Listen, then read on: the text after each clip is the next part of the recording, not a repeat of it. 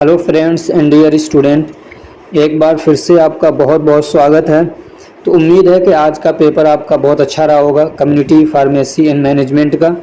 जिन लोगों ने important question answer तैयार किए थे, जो मैंने दिए थे, तो वो कमेंट ज़रूर करें कि आपका पेपर कैसा रहा और क्या जो मैंने इम्पोर्टेंट क्वेश्चन आंसर दिए थे उसमें से कुछ क्वेश्चन फंसे या नहीं फंसे। जो मैंने मैराथन क्लास करके वीडियो डाली उससे आपको कुछ फ़ायदा हुआ या नहीं हुआ। चलिए अब हम लोग देखते हैं कि जो कम्युनिटी फार्मेसी एंड मैनेजमेंट का आज बीटी यूपी के अंदर आज 11/6/2025 को पेपर था, तो उसके एमसीक्यूज़ के आंसर देखते हैं। तो पहला क्वेश्चन है इसमें, factors affecting non adherence are. वो कौन से फैक्टर्स हैं जो नॉन एडहेरेंस को अफेक्ट करते हैं। अब ये डिटेल तो इसकी यहाँ बताने की नहीं है, बस ये कि आंसर क्या है इसका। तो इसका आंसर है डी, ठीक है ना, डी इसका राइट आंसर है। उसके बाद दूसरा क्वेश्चन है, व्हाट कॉजेज ओबेसिटी। किसकी वजह से ओबेसिटी होती है, मोटापा होता है। तो इसका आंसर भी क्या है, डी है, ठीक है। ये सारे फैक्टर्स काम करते हैं। उसके अलावा तीसरा क्वेश्चन है, which of the following is not a controlled substance. Controlled substance को नार्कोटिक ड्रग भी बोलते हैं, ठीक है ना। तो कह रहे हैं इनमें से नार्कोटिक ड्रग या साइकोट्रोपिक सब्सटेंस, तो नार्कोटिक ड्रग्स को हम लोग कंट्रोल्ड सब्सटेंस भी बोलते हैं। तो कह रहे हैं कि इनमें से कौन सा एक नार्कोटिक ड्रग नहीं है। देख रहे किस किस तरीके से क्वेश्चन पूछे जाते हैं। इसीलिए मैं हमेशा कहता हूं कि आपको ना सिलेबस अच्छे से पढ़ना चाहिए। तो अगर आपने सिलेबस अच्छे से पढ़ा होगा तो आप बड़ी आसानी से कर पाएंगे। और ये क्वेश्चन यहाँ पता नहीं क्यों पूछा है, फार्माकोलॉजी का क्लासिफिकेशन अगर आपको याद होगी तो बड़ी आसानी समझ में आएगा ये क्वेश्चन। तो इसका जो आंसर है वो है सी, एट्रोपिन, ठीक है ना। एट्रोपिन इसका राइट आंसर है। उसके बाद question number 4, the key financial control indicating the business financial health includes the following except. ये मोबाइल में बनाता हूँ तो छोटा बहुत अच्छे से दिखता नहीं है, तो पढ़ने में बड़ी दिक्कत होती है। तो ये कह रहे हैं कि की फाइनेंशियल कंट्रोल कौन सी चीज़ें हैं जो इंडिकेट करती हैं बिजनेस फाइनेंशियल हेल्थ को। तो ये कह रहे हैं कि इनमें से करती तो सब है, एक्सेप्ट कौन सी नहीं करती है। समझ रहे हैं, ये है क्वेश्चन। तो इसमें हम लोग क्वेश्चन सी करेंगे, कैश फ्लो स्टेटमेंट। अब ये क्वेश्चन है, ये फाइनेंशियल वाला मुझे भी ये सब इतना अच्छे से समझ में नहीं आता। ये बिजनेस मैनेजमेंट ये सब, ये टॉपिक मतलब फार्मेसी से थोड़ा सा दूसरे लेवल की है, ये मार्केटिंग वाली चीज़ें हैं। तो लेकिन आंसर इसका है सी। और इसमें अगर मुझसे गलती भी हो जाए तो इसके लिए आई एम सॉरी। अगला क्वेश्चन है, the counselling area should be equipped with. ये कह रहे हैं जहाँ पे काउंसलिंग हम लोग करते हैं तो उस एरिया में क्या क्या चीज़ें होनी चाहिए, क्या फैसिलिटीज़ होना चाहिए। तो इसमें रेफ्रिजरेटर दिया है, ये क्यों दिया मुझे समझ में नहीं आ रहा। इसकी जगह पे एयर कंडीशन होना चाहिए तो ज़्यादा अच्छा, कि काउंसलिंग करेंगे तो अच्छा रहेगा पेशेंट के लिए। उसके अलावा वेट और हाइट नापने वाली मशीन, स्केल वगैरह हैं जो दीवारों पे बना देते हैं, कंप्यूटर वगैरह। तो इसका जो आंसर है वो डी होगा, समझ रहे हैं। अब रेफ्रिजरेटर की ज़रूरत है, ठंडा पानी पिलाएंगे पेशेंट को, इसलिए करेंगे। उसके अलावा क्वेश्चन नंबर 6 है, all India organisation of chemist and druggist was formed in. ये कह रहे हैं कि ये जो इन क्या कहते हैं ऑर्गेनाइजेशन है, ये कब बनाया गया था। तो ये बना था 1977 के अंदर। तो ए इसका राइट आंसर है।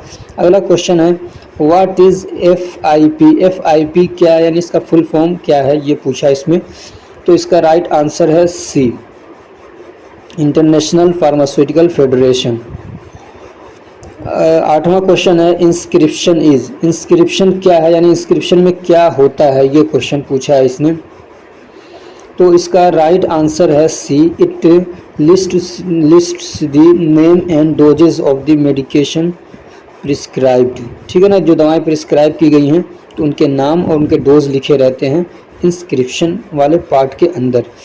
Keep in A refrigerator is a, जिससे कि आपने देखा होगा लेबलिंग होती है दवाओं की, तो उस पर ये लिखा रहता है कि इसको एक रेफ्रिजरेटर यानी फ्रिज के अंदर रखिए। तो ये क्या है, इंस्क्रिप्शन है, प्रिकॉशन है, इंडिकेशन है, सुपरस्क्रिप्शन है, या क्या है। तो इसका जो राइट आंसर है वो है बी। ठीक है, ये क्या है, तरीके का प्रिकॉशन है। 10वां क्वेश्चन है, preventive health service is. Health care service is, preventive health care service में क्या क्या चीज़ें आती हैं, तो सब आती हैं। तो इसका राइट आंसर होगा डी। अब है फिलिंग दी ब्लैंक्स। उसके पहला क्वेश्चन है, communication is a part of. अब यहाँ पे भरना है तो क्या भरेंगे, ये थोड़ा डिफ़िकल्ट क्वेश्चन पूछा है।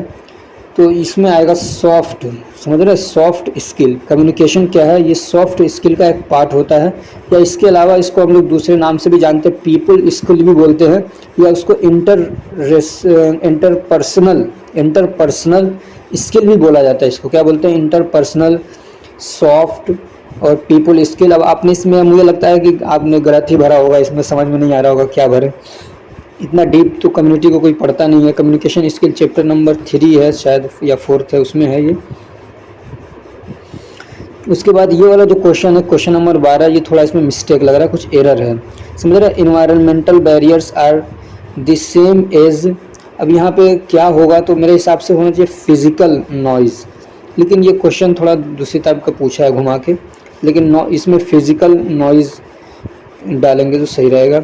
उसके बाद question number 13, SOP stand for, इसका फुल फॉर्म क्या है, तो स्टैंडर्ड ऑपरेटिंग प्रोसीजर। उसके बाद है superscription is represented by symbol. ये कह रहे हैं कि जो सुपरस्क्रिप्शन होता है वो किस चीज़ से सिंबलाइज किया जाता है, तो आपने देखा होगा RX लिखा रहता है, तो यहाँ पे आएगा RX। जब डॉक्टर प्रिस्क्राइब करता है तो RX लिखता है ना, तो वो सुपरस्क्रिप्शन को बतलाता है। उसके बाद यहाँ पे क्या भरेंगे, acts as a vital link between patient and prescriber. तो यहाँ पे आएगा प्रिस्क्रिप्शन। जो प्रिस्क्रिप्शन डॉक्टर की जो पर्ची होती है, तो कहना है कि वो एक बहुत इम्पॉर्टेंट रोल प्ले करता है पेशेंट और प्रिस्क्राइबर के बीच में। अब यहाँ पे कुछ ट्रू फॉल्स हैं, इसमें चीटिंग करने में आसानी रहती है। ट्रू फॉल्स में बस इशारा करना है यस नो का। मल्टीपल चॉइस क्वेश्चन वाले में अगर 1-2 को भी आता है तो वो सबको बता सकता है, पूरी क्लास को, बड़ी आसानी से इसमें चीटिंग हो जाती है।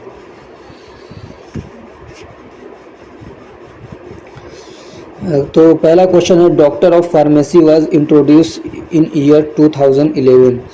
बताइए, ये क्वेश्चन यहाँ पूछने का नहीं है, लेकिन पूछा है, तो इसका जो आंसर है 11 में नहीं, 2008 में आया था ये, तो इसमें क्या हो जाएगा, फॉल्स। उसके बाद है over the counter medicines are included in community pharmacy, तो आंसर सही है, true. OTC medication community pharmacy में भी आती है। Standard operating procedures are the set of oral instruction. कह रहे हैं कि जो SOP है वो ओरल इंस्ट्रक्शन होते हैं, यानी बहुत सारे सेट हैं ओरल इंस्ट्रक्शन के, गाइडलाइंस के, तो ओरल नहीं, ये क्या है, रिटन फॉर्म में होते हैं, तो ये हो जाएगा फॉल्स। उसके बाद है नॉन एडहेरेंकेशन। उसके बाद क्वेश्चन है नॉन एडहेरेंस, जो बोलते हैं ना उसी को बनाया है non adherence. Are those who, क्या कहते हैं, आपने पढ़ा होगा नॉन एडहेरेंस, उसी से बनाया है non adherence. Are those who don't take at least 80% of their medication as prescribed. कह रहे जिस तरीके से दवा को खाने के लिए बताया गया, जिस तरीके से प्रिस्क्राइब किया गया है, कह रहे कि 80% अगर उस तरीके से नहीं किया गया तब उसको हम लोग बोलते हैं नॉन एडहेरेंस। क्या ये सही है, तो कहा कि हाँ ये ट्रू है, सही है। 20वां क्वेश्चन आसान है, professor Mahadevlal Sharraf is known as the father of pharmacy education in India, तो ये ट्रू है। तो आप अपना कमेंट ज़रूर करिए कि आपको ये हमारी जो मतलब आंसर वाला जो सेशन हम कर रहे हैं ये कैसा लग रहा है, और हमारे इंपॉर्टेंट क्वेश्चन आंसर से आपको कुछ फ़ायदा हो रहा है नहीं हो रहा, कमेंट करके ज़रूर बताइए। थैंक यू सो मच, और नेक्स्ट पेपर के लिए बेस्ट ऑफ लक।